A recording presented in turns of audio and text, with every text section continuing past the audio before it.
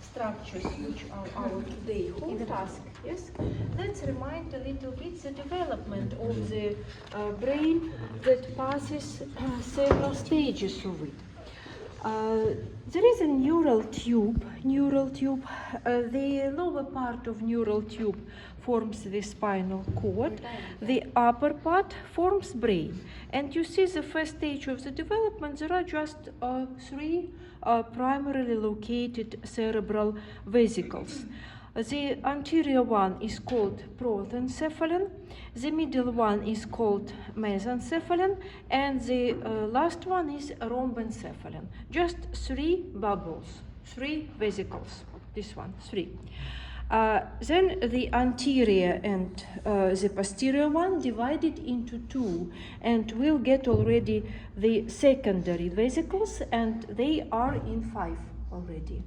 And what is important, the mesencephalon, the middle one, is not changed. You see, it's the same, it's not subdivided. But the anterior and posterior, they are divided.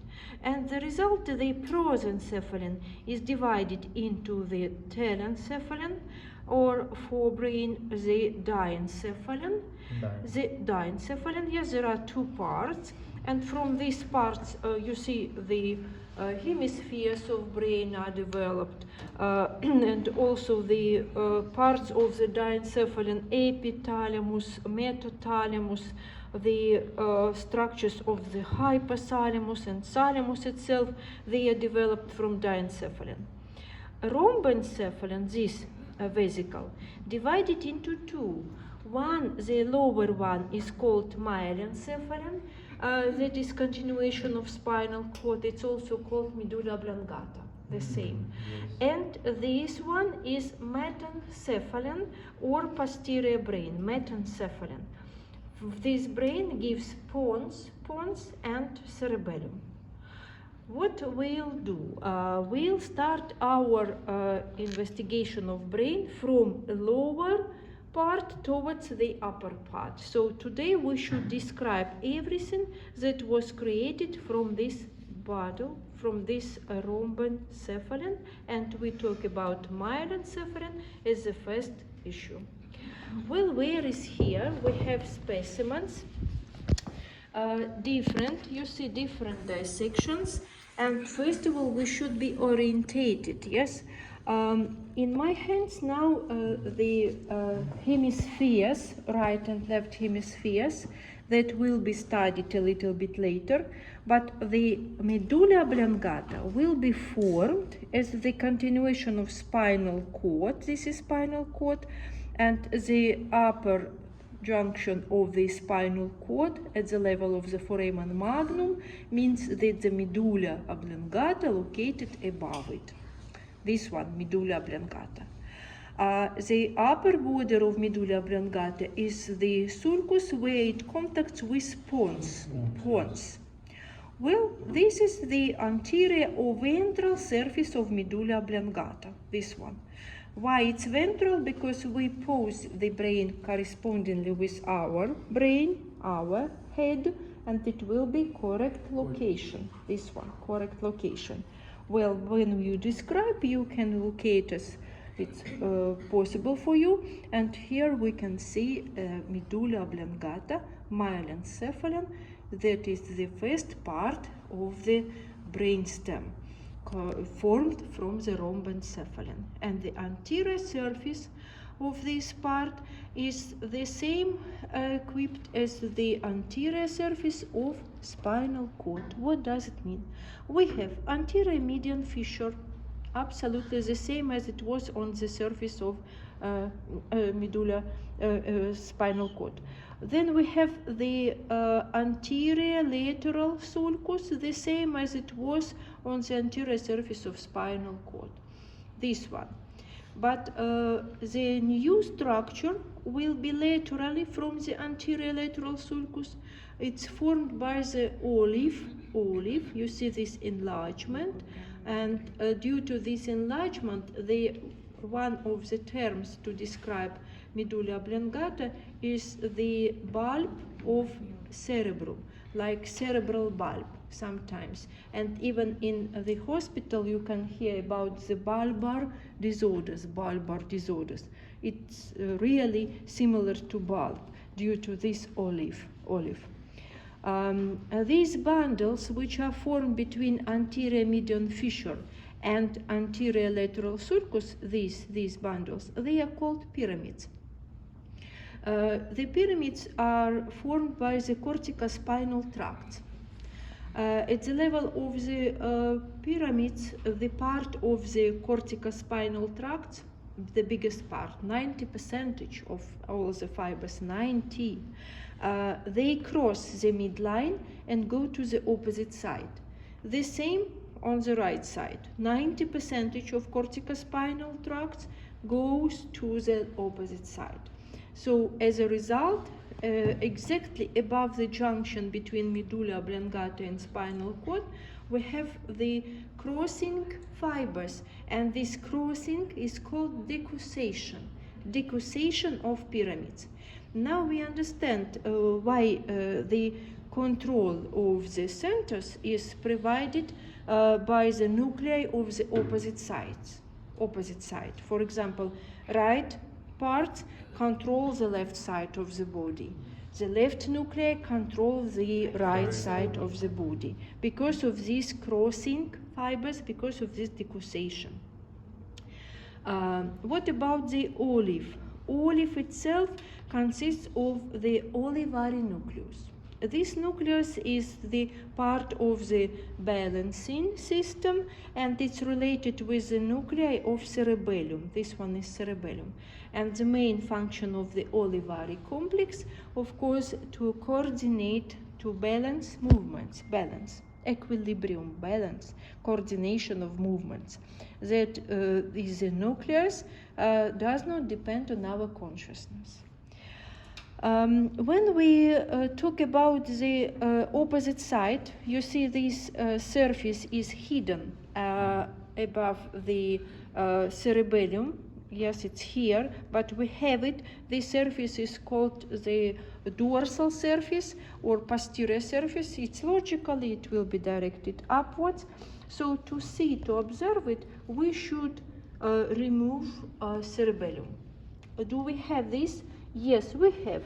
We have this specimen when the cerebellum is removed, and now we'll get the dorsal surface of medulla oblongata. This one is medulla oblongata, this one.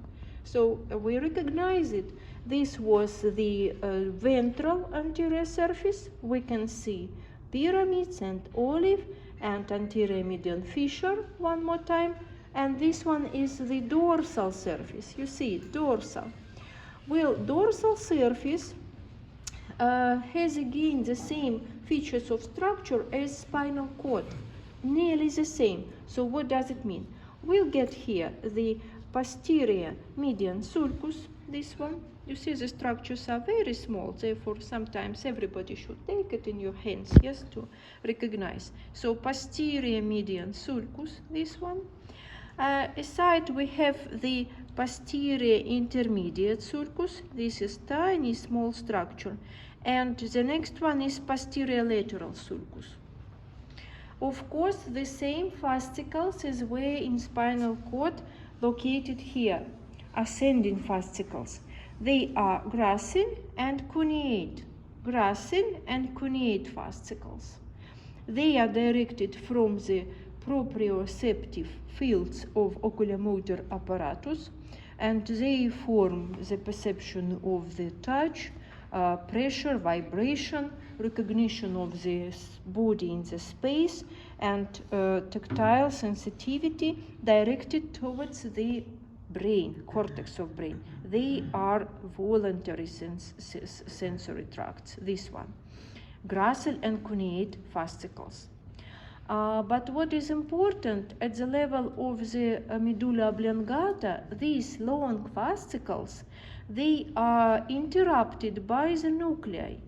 And here we have the gracile nucleus and the cuneate nucleus. They form the correspondent tubercles with the same names. We have the gracile tubercle and cuneate tubercle. Well, if the dissection of the tubercles would be done, we'll find here the sensory cells. We'll find here the nuclei. One is the Gracil nucleus, the second is cuneate. The axons of these two nuclei form the medial lemniscus. It's the set of the sensory fibers. They are directed towards the thalamus, and the part of this medial lemniscus also forms crossing, goes to the opposite side from the right and left sides. And this decussation is called the lemniscus decussation, decussatio lemniscorum. And in comparison with the decussation of pyramids that was located in front, that was motor decussation, motor crossing. This decussation is the sensory decussation because medial lemniscus is formed by the ascending axons starting from these two tubercles, Gracil and cuneate tubercles. Well, you see that at the level of the medulla oblongata, two decussations are formed. One is motor for corticospinal tracts, and the second is sensory for medial lemniscus as the part of the Gracil and cuneate fascicles. It's very important functions. But what is even more important to talk about the internal anatomy of medulla oblongata, that there are vital nuclei located here, important for vital functions. What does it mean, vital functions? Yes, without vital functions, the person is dead. Vital. It means what? Cardiovascular centers and respiratory centers, important for breathing.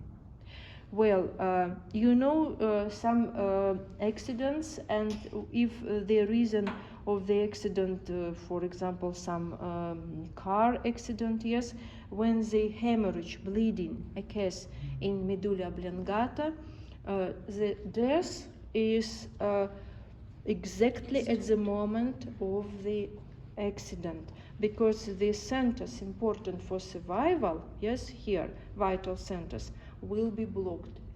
Well, respiratory center for breathing, and also the center for cardiovascular control of the functions of vessels, heart rate, beating, everything is reflectory regulated here. And you know, even when there are no reflexes, the coma can be formed, and if you remember some films, yes, the person can be in coma for many months and even years, yes, without reflexes. But when the centers of the respiratory and cardiovascular system, they are not damaged, but there are no reflexes in the cases when one more structure in the medulla oblongata is blocked, and this structure is called reticular formation. What does it mean? Reticular formation is not really nucleus, but it consists of the net-like structure with the chain of the different cells and the network of fibers to surround them. Reticular formation is extremely important structure that is formed starting from the medulla oblongata, continues towards pons, and goes to midbrain, and even the part of it is found in diencephalon. What does it do? Reticular formation has ascending and descending tracts. Ascending tracts, they are called as a reticular activating system. What does it mean? What does it activate? So due to these ascending tracts, all the parts of brainstem, the parts of medulla oblongata, pons, midbrain, they are alert. So they are awakened. So they set on a level of the awakeness, yes? So without reticular formation, the brainstem is not ready to conduct nervous impulses. So reticular formation is in the internal structure of the medulla oblongata.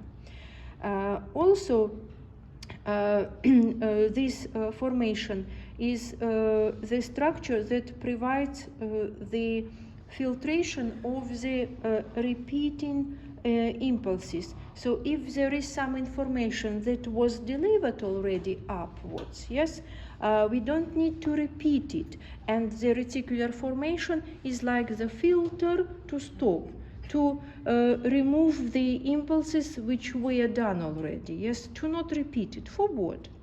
For what to spend the resources to deliver the repeated impulses? No, it's like filtration for the impulses, filtering them.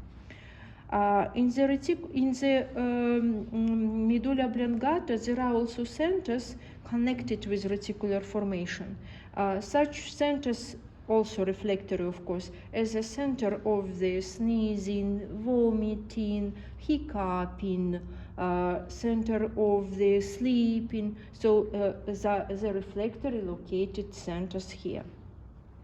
And as we said before, there is also olivary complex located in olive, connected with cerebellum, responsible for the balance of the human body through the olivocerebellar tracts.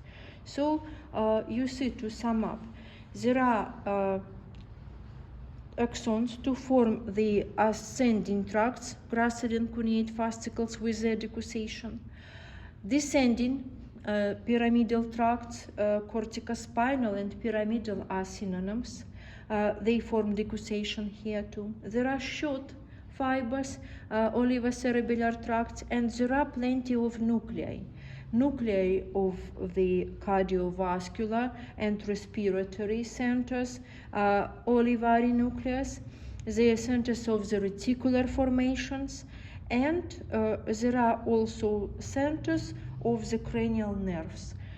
We have 12 cranial nerves and one more pair. In total, they are in 13, but here in the medulla oblongata, the pairs of cranial nerves which are projected is number 12, hypoglossal.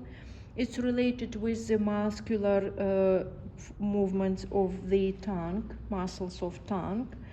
The accessory nerve, it's the nerve that is one of the regulations of the contractions of the muscles of neck and also muscles of pharynx and larynx. The vagus, it's one of the biggest autonomic nerves. The nuclei are projected here in medulla oblongata. And number 9, glossopharyngeal nerve, it's also mixed with the part of the autonomic innervation of the parotid gland, and nerve innervates also muscles of the tongue, pharynx, and innervates tympanic cavity. All that we talk about was related with medulla oblongata. Now we'll got the next part, the next portion of our rhombencephalon, that is metencephalon. From metencephalon, two portions are created, pons and cerebellum. Pons literally means bridge. You see it's a little bit above in comparison with medulla oblongata, this one, and it contacts also with midbrain, located more forward and above it. Pons is limited by the trigeminofacial line. Trigeminofacial line is imaginary line. We don't have in reality this line, but this line is formed between two cranial nerves, between the trigeminal nerve and facial nerve. Aside, the medial cerebellar peduncles are located. So the trigeminofacial line limits the pons laterally. Below we have medulla oblongata, above we have midbrain, and it has also the ventral surface and dorsal surface. Ventral surface is equipped with groove, and this groove is called the basilar groove, and we can see here basilar artery. Sometimes it's even preserved, as for example on this specimen, you see? Basilar artery, basilar groove. A dorsal surface, again, it's hidden beneath the cerebellar hemispheres. When we open it, we'll get the dorsal surface of pons. Here is it. Together with the dorsal surface of medulla oblongata, they form rhomboid fossa. It's important projective area for cranial nerves. This fossa forms also the fundus, the floor for the fourth ventricle. Because the cavity of this vesicle, the cavity of it is called the fourth ventricle, the cavity of the rhomboencephalon. And now, for example, we are in fourth ventricle. Now what about internal structure of pons? Of course, it's a part of brainstem located between medulla oblongata and midbrain. Therefore, all the tracts should pass through pons too. What kind of tracts? Corticospinal tracts. It's logical. If they start somewhere from cortex, go downwards, they should get medulla oblongata, and of course will pass pons too. The pyramidal tracts, corticospinal tracts, they are directed downwards, they pass pons. Dorsally located parts, medial lemniscus, that is created by the axons of the gracile and cuneate tubercles. It's also in the region of pons, in the dorsal part of it. In the dorsal part, there are also nuclei, which are nuclei of cranial nerves. Number 5, trigeminal nerve. Number 6, abducens nerve. Number 7, the facial nerve. Number 8, vestibulocochlear nerve. They are projected in the dorsal part of pons. Ventral part of pons is famous for the pontine nuclei. They are proper nuclei of pons. Why they are important? They are regulators of impulses between cortex of brain, there are corticopontine fibers, and cortex of cerebellum, pontocerebellar fibers. Well, the pons is like a regulator, yes, to allow these impulses from cortex of brain to go to cortex of cerebellum or to stop them. It's main regulator of connections between cortex of brain and cortex of cerebellum. Pontine nuclei, they are here. Reticular formation, yes, it's the same structure as it was in medulla oblongata, with the reticular activating system to provide a certain level of awakeness, alert, to regulate the impulses which are repeated, to avoid their traveling in vein upper and lower compartments of brainstem. So reticular formation is still here. We have it. And of course, again, vital functions. Together with the respiratory centers of medulla oblongata, the nuclei of pons responsible for the control of breathing, yes, and respiratory center located here. The person will die in the case of the hemorrhage towards the center of pons. Unfortunately, he will die because of apnoea. It's sudden stop of breathing. So the respiratory vital centers in pons located here. The next portion that was created from rhomboencephalon, it's cerebellum. Cerebellum literally means little brain, small brain. Why? It's similar to the hemispheres of cerebrum, but it's smaller, and the function is different. Can we live without cerebellum? Yes, we can live because it's for balance of movements, but we can't live without cerebrum. It's with cortex, and it's important for survival. Cerebellum, located in the posterior cranial fossa. You resemble yourself 1 year ago, skull, cranium, yes, and cranial fossa. It's located in the posterior cranial fossa. It's hidden beneath the occipital lobes of cerebrum. Here is it, you see this one, correct location. This part of brain consists of three portions, three parts.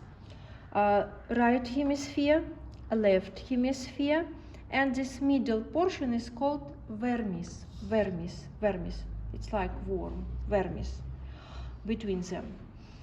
We can see that the surface of a cerebellum is not smooth. It has plenty of the fissures, and the biggest one is called the horizontal fissure. In some textbooks it's called the transverse fissure. You can use both terms. This one, horizontal or transverse fissure, divides cerebellum into superior surface and inferior surface.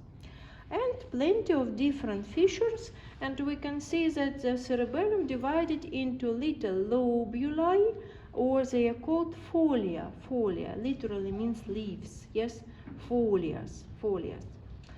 Among these folias, there are the biggest one, which are on the inferior surface, so we turn it to the inferior side, and here we'll get the lobulus called flocculus. It's located on the inferior surface. Yes, you can find it here. Yes. It's a little bit. So we'll find this flocculus. It's here, is it, guys? Here is it. Yes, on the inferior surface, flocculus. Flocculus will be here. Flocculus will be here. Flocculus. This lobulus of hemisphere, the biggest one, is connected with the biggest one, lobulus of vermis. The biggest one, lobulus of vermis, is called nodulus. And between them, there is a peduncle of flocculus. Together they create flocculonodular system. So the origin of all system of balance, of coordination of movements, starts from this flocculonodular system. From embryogenesis and phylogenesis, it's the oldest system of balance, this one. What is inside? If we would dissect it, inside the cerebellum, we would find nuclei. And this nuclei should be learned by heart, of course. And these nuclei are called as the dentate nucleus. You see the dissection of cerebellum, internal structure, gray matter, and you see dentate nucleus. It's similar a little bit by its appearance to the olivary nucleus of medulla oblongata, and therefore they are connected with each other through the olivocerebellar fibers. So this nucleus is the youngest from the other nuclei of cerebellum. A little bit medially we'll get one more nucleus that is called emboliform, from the word emboliform nucleus, emboliform. More medially located, nucleus globosus. It's like round-shaped nuclei. You see nucleus globosus. And the last one, the oldest one, it's called fastigial nucleus. Nucleus fastigius, fastigial nucleus. So you should learn them by heart, these nuclei. All of them are with certain function of balance. All of them are responsible for balance, for coordination of movements, for equilibrium. These nuclei, gray matter. White matter. White matter of cerebellum connected first of all with pons through the first pair of the cerebellar peduncles. This pair is called the medial cerebellar peduncles, this one. We can see pons and cerebellum. Between them there are pontocerebellar fibers. They form the medial cerebellar peduncles. It's already axons to form tracts, and the names of these tracts is the pontocerebellar tracts. The next pair of the cerebellar peduncles is called the inferior cerebellar peduncles. How we demonstrate it? We show the inferior border of the rhomboid fossa, and here we have the inferior cerebellar peduncles. Inside these peduncles there are several tracts. For example, olivocerebellar tracts passing here between medulla oblongata and cerebellum. There are also some spinocerebellar tracts, posterior spinocerebellar tracts. They also pass here in this region. And the last pair is the superior cerebellar peduncles. We demonstrate them between cerebellum and midbrain. It's already midbrain.